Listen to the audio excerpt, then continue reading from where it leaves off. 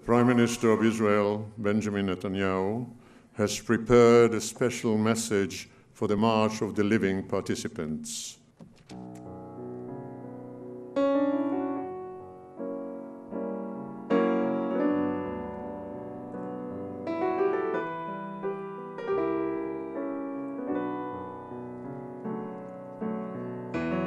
Today you've come to bear witness. You bear witness to the most horrific time in the life of the Jewish people, a time when we were murdered by the millions and when the world stood silent.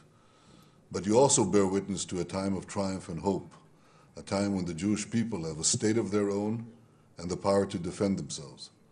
Now, some believed that the birth of Israel would mean the end of anti-Semitism. They were wrong. The Holocaust, the most horrible chapter in the long and bloody history of anti-Semitism, was unfortunately not the final chapter. The flames of hatred towards the Jewish people still rage. We saw this last month in the wanton murder of school children in France. We saw it in the bombing of synagogues and in the desecration of cemeteries. But above all, we see it in the systematic and unremitting assault on the one and only Jewish state.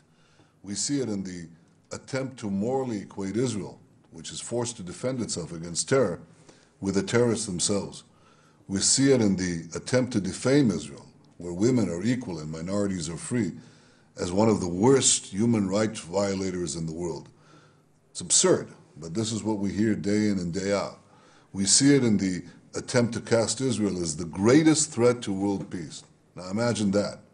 Israel faces brazen calls for its annihilation and threats faced by no country on earth. And yet some have the nerve, the chutzpah, to call Israel the greatest threat to world peace. My friends, what is different today is not that hatred towards the Jewish people has ended. What is different today is that the Jewish people have the power to defend themselves against that hatred.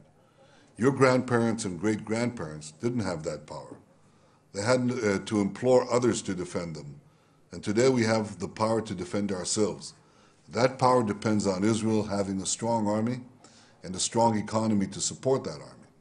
But it also depends on the support Israel enjoys from Jews and non-Jews alike, all those decent men and women around the world who stand with Israel. So as you march and bear witness to the horrors of the past, march with your head held up high. Be proud that we have defied those who wanted to wipe us out.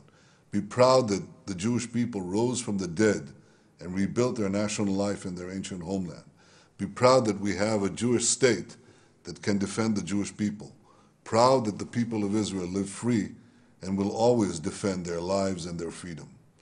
Am Yisrael Chai.